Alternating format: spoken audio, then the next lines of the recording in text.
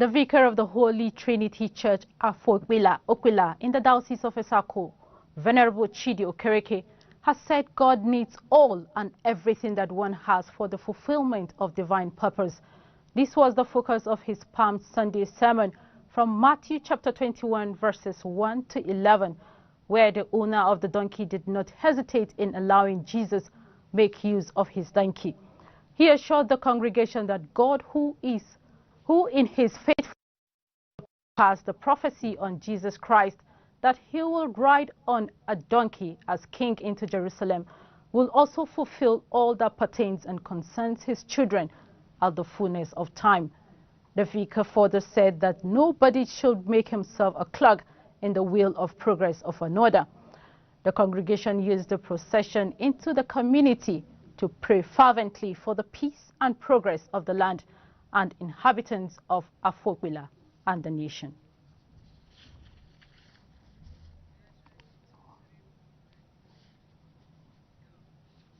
The Vicar, Church of the Holy Trinity Federal Housing Authority, Lugbe, the Venerable Oforum Innocent, has said that Christians should continue to abide by the principal life of Christ that is based on love. He said this in an interview with Acnn News correspondent Carolina Tumbe in Lugbe, as he urged every Christian to emulate the lifestyle of Jesus Christ. Emulate what Jesus did. He said, serve one another in love. And he practicalized it by stooping so low to wash the feet of his apostles and commanded us to follow suit. If we can continue to do that in preferring one another, knowing there is something good about anyone around us, and not just to exploit, not just to take advantages of people around us, but to live our life the way Jesus ought to have lived it if he is still here with us. The family of Senator Mao Onwabunwa, joined with parishioners, friends and well-wishers, have come to appreciate God for his faithfulness and for the healing of Barrister Nimi Onwabunwa, wife of the senator, as the family seizes the opportunity to also celebrate their wedding anniversary, among other things that God has done for them. Nwani Ogechuku was there and has the details.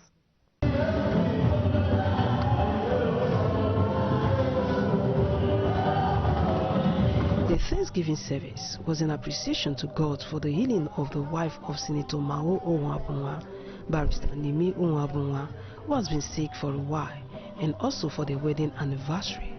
The service was attended by family members, parishioners, friends and well-wishers who have come to rejoice with the couple for all that God has done for them and their family.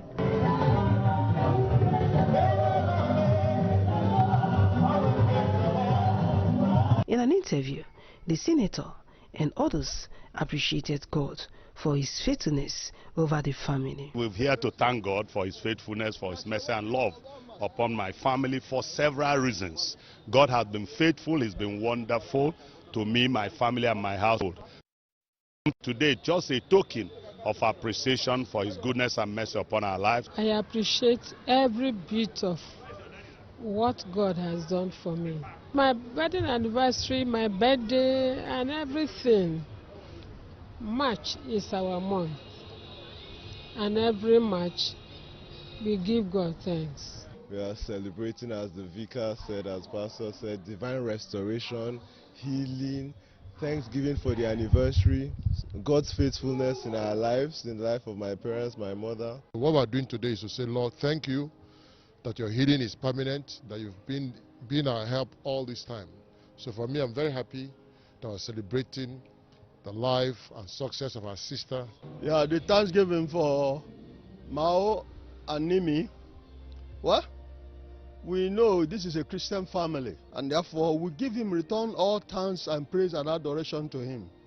Look at what Nimi has gone through. But to the glory of God, she's picking up every day. I want to really bless God because I know it is only God that can answer.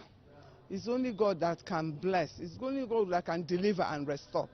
I want to appreciate God for distinguished senator. He's a very, very, lovely and kind man. For those of us who know how far Lady Barrister Nemi Ohapunwa had come with this her ailment, it's a thing of joy seeing her come to church, seeing her dance the first time in 2, 3, maybe 4 years. And also I must commend the husbands, Netomawo Ohapunwa, for standing by her. Thank God for healing, thank God for good health, and then thank God for family, because family too stood by her in all of this. It's a thing of joy to be part of this Thanksgiving. After the church service, few friends were treated to a reception at the senator's home. To heal her, and healing is permanent in the mighty name of Amen. Nwanne Ogechukwu, Acnn News. Still to come, CAF confirms the 24 countries that qualified for the 2022 Africa Cup of Nations. We bring the details after the commercial. Please stay tuned. Church of Nigeria Anglican Communion Evangelism Leadership and Missions International Institute presents 2021 International Christian Leadership Conference, ICLC.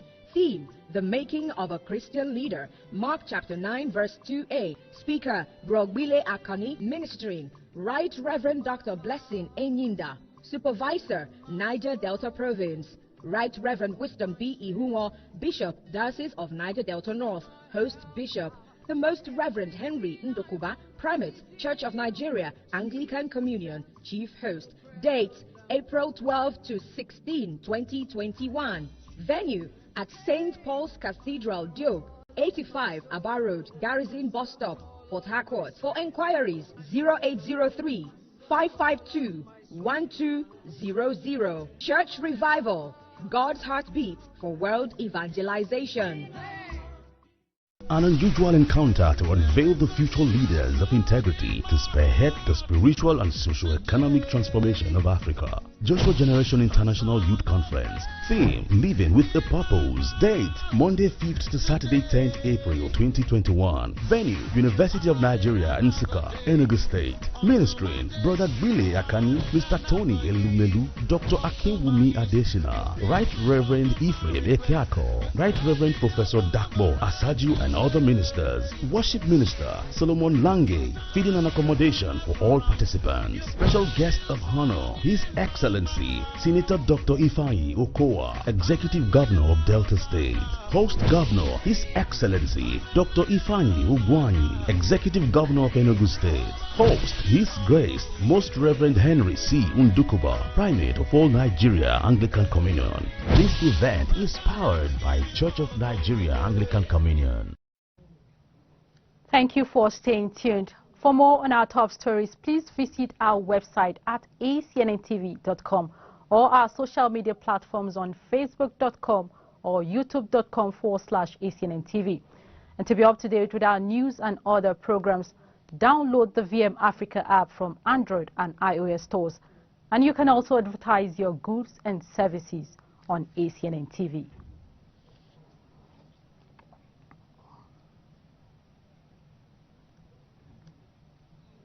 Now moving on to national stories.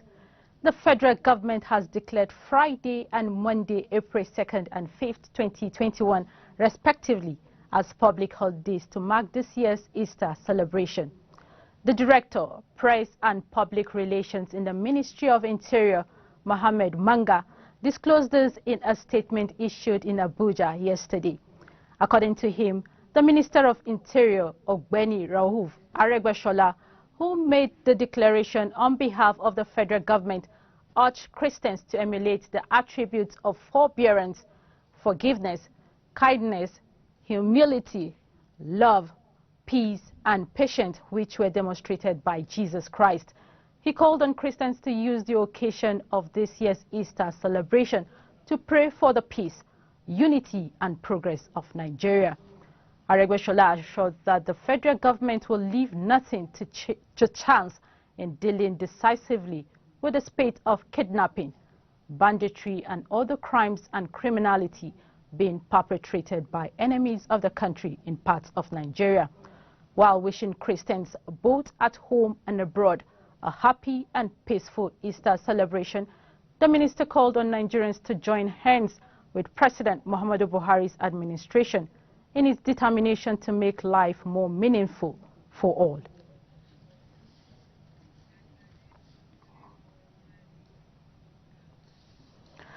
A Nigerian human rights activist, Omoyele Sowore, has called on Nigerians residing in the United Kingdom, UK, to repatriate President Muhammadu Buhari back to Nigeria.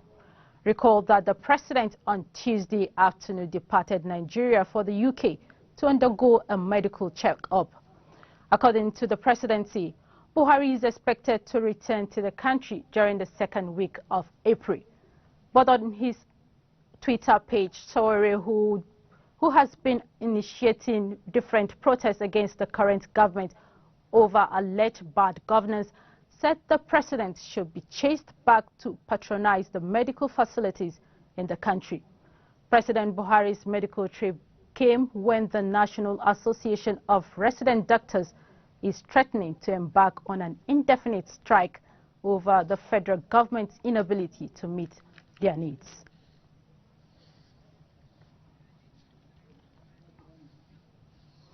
At a time when Nigerian academic system seems to be in shambles as a result of poor management from the government and respective agencies and bodies, and also given the challenges imposed by the COVID-19 and now with security situation as bandits and kidnappers keep ravaging schools, a young Nigerian with enthusiasm, Chinedu Okpara, seeks to raise the standard of education with Education Dream Gap project. Charles Philip Wakolam has the full story. He tells us more. The core objective for Nigeria's education is achieved by all. With myriads of problems that have hugely affected the education system in Nigeria, one can see rays of hope as a young and vibrant Nigerian, Mr. Chinedu Okpara, burning with strong desire to help raise the standard of education in Nigeria, founded an NGO, EduLead Development Initiative. He invited stakeholders to a press briefing and official launching of an intervention program for the education system called Education Dream Gap Project. In attendance were some relevant stakeholders such as the Ministry of Education, the FCT Secondary Education Board, the UNESCO, Association of Local Governments of Nigeria, and the Gentlemen of the Press, amongst others. We're also going to see workshops. Actually, 4 will happen, 2 in this year and 2 next year. Mr. Okpara, who is an active Anglican member, said during the keynote address that the Education Dream Gap aims at improving basic education quality in the country through different components, also improving facilities, teachers' welfare and training, security and total well-being of students and schools. He hopes to partner with government and others in achieving this great feat and also in cutting costs of the projects.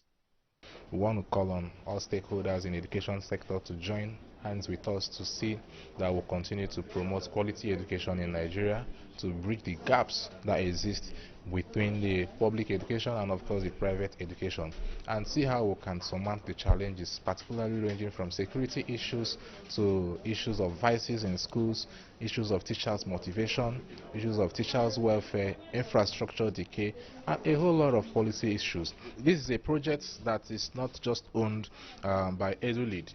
And that is why we are calling stakeholders, which is of course what we did today, for us to present the project to partners and of course stakeholders in education to see where all of us can align. But we are also hoping that by the time we begin to gain partnerships, organizations who has already collated some of the things that will help for the project to actually move forward, that alone is going to cut cost for us. So the project actually is going to run for the first phase for 2 years in 5 states. So we've selected 2 schools in those states where we have issues of security and issues of climate change disrupting education in those areas. This first phase is only going to look at issues around basic education, and because we believe that in getting it right at the fundamental, you're able to move forward very well. While you were presenting, I was so excited because it resonates with the vision of Starling Land. Some stakeholders in attendance declared their intentions to partner with EduLead project. We applaud what you're doing. We want to be part of this. The Honourable Minister will vibrate when I tell him what I've heard here today. Let's work together. Let's collaborate. Let's take our education to a different level. We are inviting you so that we will talk more on how we can cooperate. Mr. Chinedu Opara has been a very active youth in his local Anglican church in Abuja, and through his NGO has in the time past empowered both women and youths in small businesses and job employment. Charles Philip Wakolam, Acnn TV News. Outside the shores of Nigeria, heavy gunfire was heard for half an hour in Niger's presidential palace area early Wednesday. The incident, reported by many eyewitnesses to be a possible coup attempt, comes 2 days ahead of the swearing-in of President-elect Mohamed Bazoum. Niger's presidential guard are reported to have foiled the operation, and details remain sketchy as of now. There have been growing attacks by Islamic militants and political tensions following Mohamed Bazoum's victory in the country's February presidential election runoff. Bazoum is a former interior minister and right-hand man of the outgoing president, Mahamadou Issoufou, who is voluntarily stepping down after 2 5-year terms. Former President Mohamed Usman, who lost in the runoff, has rejected the results and alleged fraud. He called for peaceful marches across the country, but a planned opposition protest Wednesday in Niamey was banned by authorities. Niger has suffered numerous coups in its history. The most recent is that of February 2010, which toppled then President Mamadou Tanda.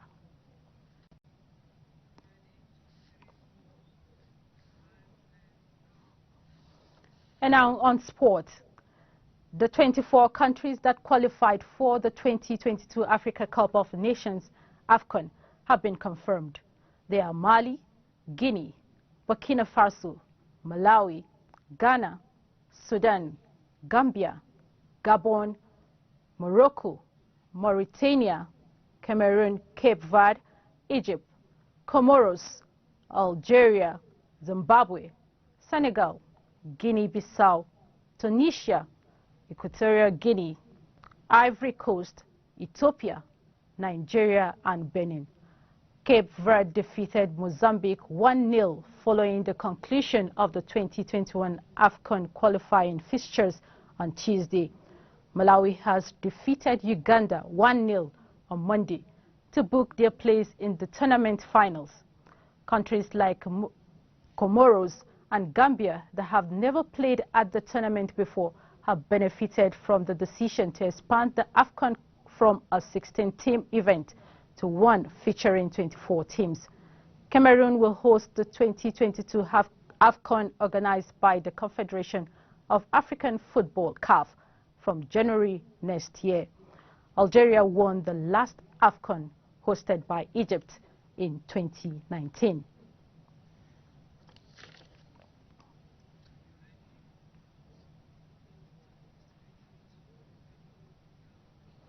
A quick reminder of the major stories.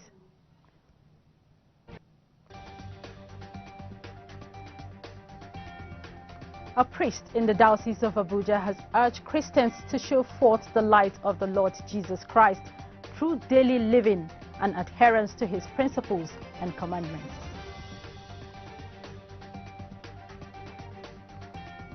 Family of Senator Mao Ahumbuba appreciates God for his faithfulness and for the healing of Barrister Nimi, wife of the senator.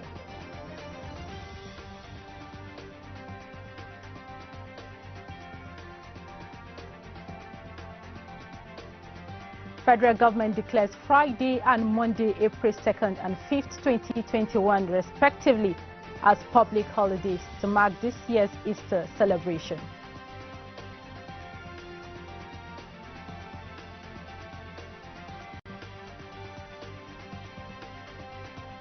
And that wraps it up on today's news bulletin. Thank you for watching. 2 Corinthians 2:14 says, Whatever obstacle you face today, know that God will always lead you to a place of triumph in Christ. Have a victorious day and bye for now. I am Rachel Ibunu.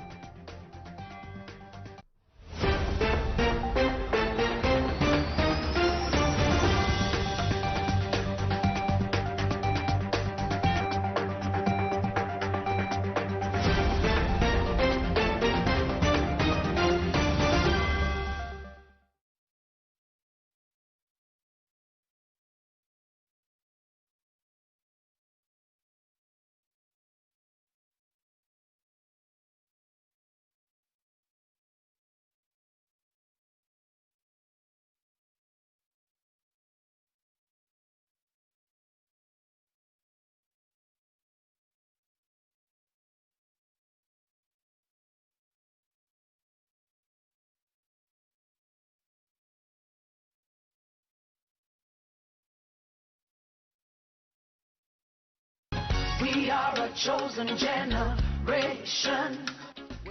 An unusual encounter to unveil the future leaders of integrity to spearhead the spiritual and socio-economic transformation of Africa. Joshua Generation International Youth Conference. Theme, Living with a Purpose. Date, Monday 5th to Saturday 10th April 2021. Venue, University of Nigeria, Nsukka, Enugu State. Ministering, Brother Willie Akoni, Mr. Tony Elumelu, Dr. Acnn Adeshino, Right Reverend Ifrem Okechukwu Ikako, Right Reverend Professor Dakbo Asaju, Venerable Justice Okoronkwo, Venerable Dr. Moses Omeke, Canon Timothy Ololade, Engineer Abiodun Fajabi, Brother Billy Burungi from Uganda, Professor Vincent Anibogu, Mrs. Christy Ehimika, Worship Minister Solomon Lang. There is a new song in my mouth today. Free registration at www.jgiyc.com. Feeding and accommodation for all participants. Special guest of honor, His Excellency Senator Dr. Ifeanyi Okowa, Executive Governor of Delta State. Host Governor, His Excellency Dr. Ifeanyi